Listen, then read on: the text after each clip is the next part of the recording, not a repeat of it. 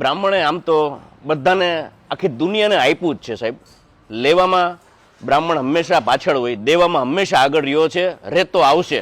જ્યાં સુધી સનાતન જીવશે ને ત્યાં સુધી બ્રાહ્મણનો દીકરો હંમેશા દેવામાં માનશે. આજે ધંધાની વાત કરવી છે, નવા વ્યાપારીની વાત કરવી છે.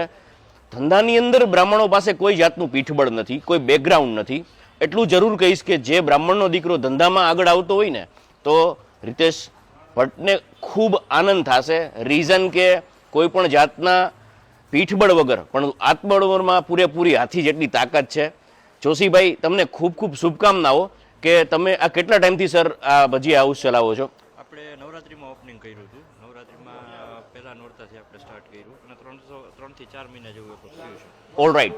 જોશીભાઈ અને મિશ્રાજીએ આપણે જડ્ડુઝ હોટલથી લઈને યુનિવર્સિટી તરફ જવાનો જે રસ્તો છે ને ત્યાં ભજીયા હાઉસ કરીને એકદમ સરસ કલ્ચર. કહેવામાં એ છે કે તમે ગામડામાં, પોતે ગીરથી છે, ગામડામાં જે પ્રકારનું ઓળા, દેશી શાક, ઉંબાડિયું, રોટલો, પરોઠા, એકદમ પ્રોપર તમે એનું એકદમ ક્લાઇમેટ જોશો ને સર, કે આ જે રીતે વ્યવસ્થા એને કેળવી છે ને that is completely beyond the limit. અને એકદમ નેચરલ અને એકદમ તમને કહી શકાય ને કે આપણા કલ્ચરને અને ટેસ્ટને, ખાસ કરીને રાજકોટના સ્વાદિષ્ટ જે ટેસ્ટ છે ને એ ક્યાંય મિસ નહીં થાય. એટલું જરૂર કહીશ કે બ્રાહ્મણની રસોઈને તમે આમ બી કોઈ દી તમે ધારો તો બી ઇગ્નોર ના કરી શકો.